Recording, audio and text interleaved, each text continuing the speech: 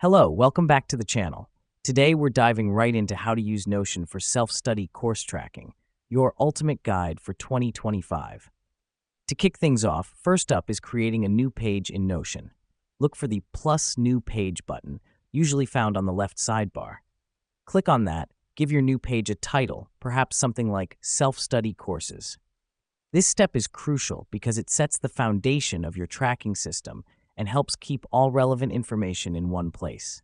Now that we've done that, let's move to step 2, setting up a table.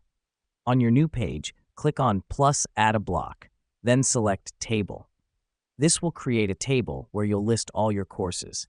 The reason we do this is to have a clear, organized overview of all your self-study courses.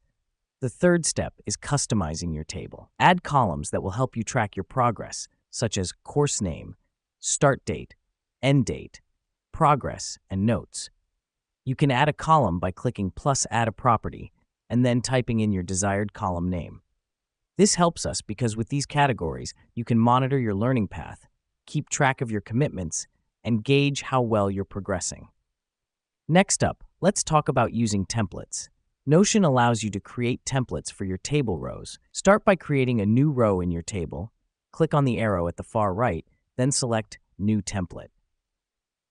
You can add things like a to-do list or a reading list in your template.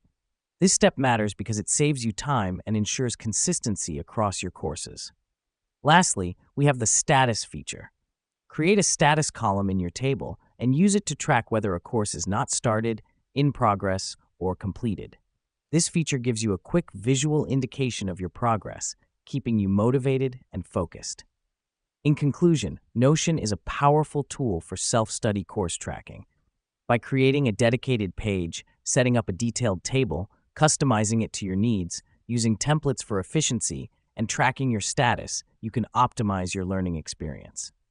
That's all for today's tutorial. Keep studying, keep tracking, and see you in the next one.